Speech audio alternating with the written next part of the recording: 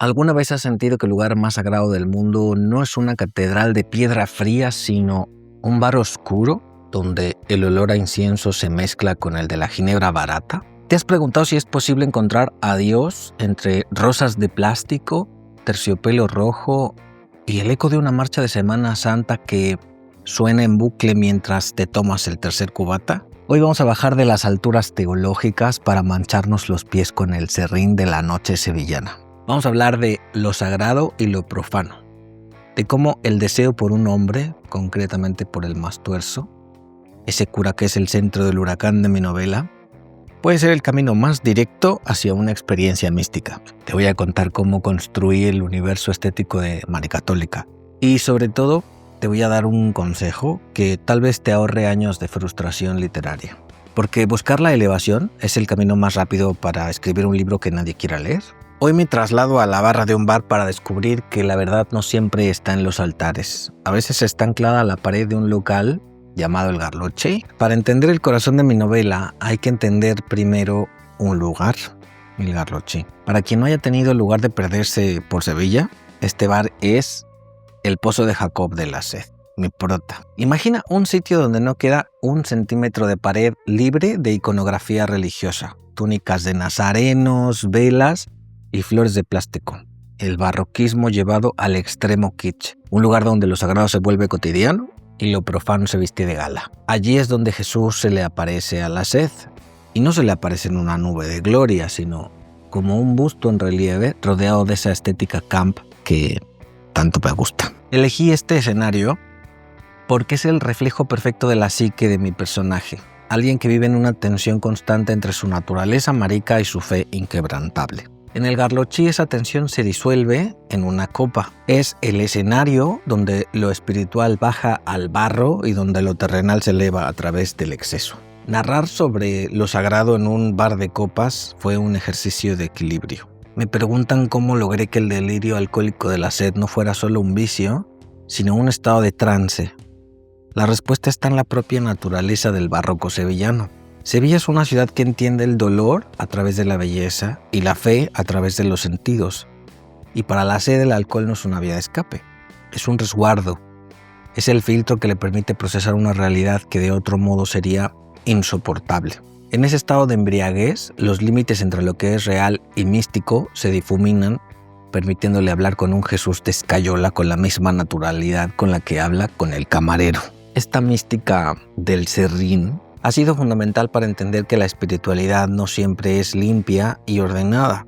A veces es sucia, ruidosa y huele a noche. En la novela quise retratar esa búsqueda de Dios desde la vulnerabilidad absoluta que produce el alcohol.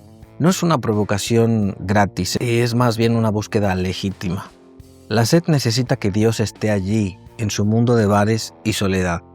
Porque si Dios solo vive en las iglesias donde el Mastuerzo da misa, entonces Él está perdido. Al situar la revelación en el Garloche, intento rescatar la idea de que lo divino no tiene miedo de mancharse las manos con nuestra humanidad más cruda. Ahora, el objeto del deseo, ese motor que mueve cada paso errático de mi protagonista, el Mastuerzo, el cura del que está perdidamente enamorada. Su nombre ya nos da pistas, un hombre rudo, testarudo, algo tosco, pero con una carga de verdad terrenal que vuelve loco a mi prota. El Mastuerzo representa la contradicción máxima. Es el hombre que la sed desea con cada fibra de su cuerpo, pero también es el representante de la institución que le dice que su deseo es pecado. Esa tensión es la que le da sangre a la historia.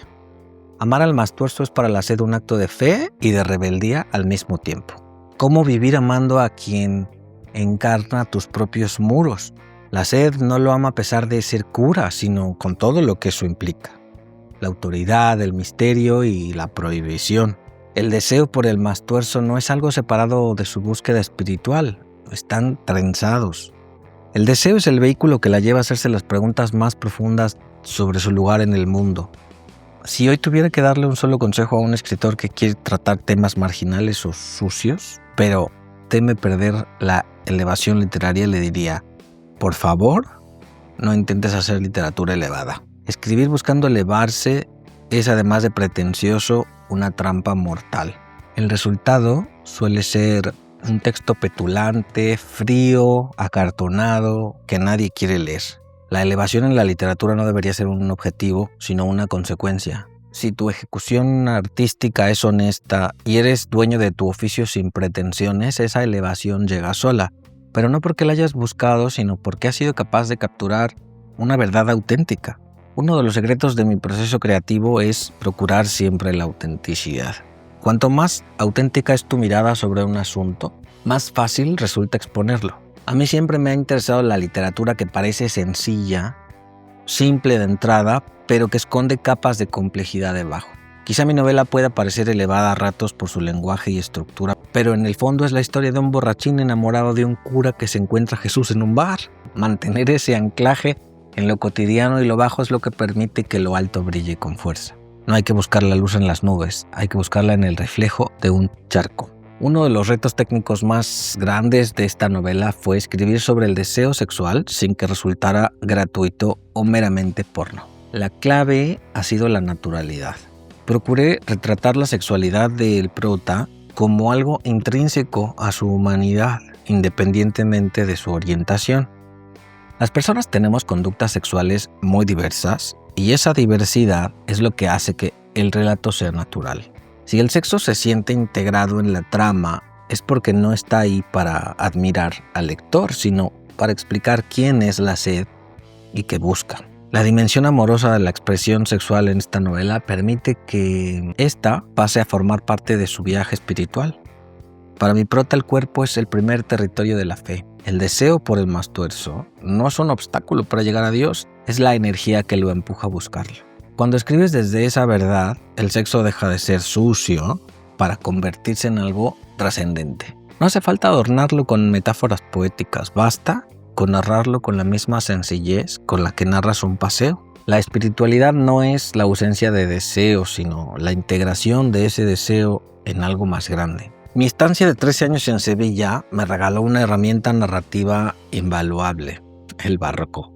Pero no el barroco de los libros de historia del arte, sino el barroco de la vida. Esa tendencia al exceso, a la ornamentación y al drama que impregna cada esquina de la ciudad y que yo trasladé a La voz de la sed. El barroquismo sevillano es el refugio perfecto para un personaje excesivo.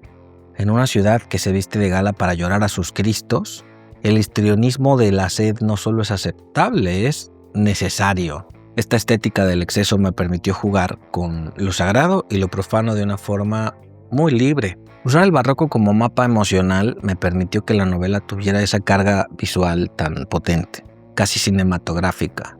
Es una estética que no teme al ridículo ni a la exageración, porque sabe que en el fondo de ese exceso hay una verdad humana que palpita con fuerza. A veces, para contar nuestra historia de otro modo, tenemos que atrevernos a mezclar el incienso con la ginebra. He aprendido que la verdadera literatura no nace de la pretensión de ser culto o elevado, sino de la capacidad de mirar lo marginal con ojos llenos de ternura y verdad.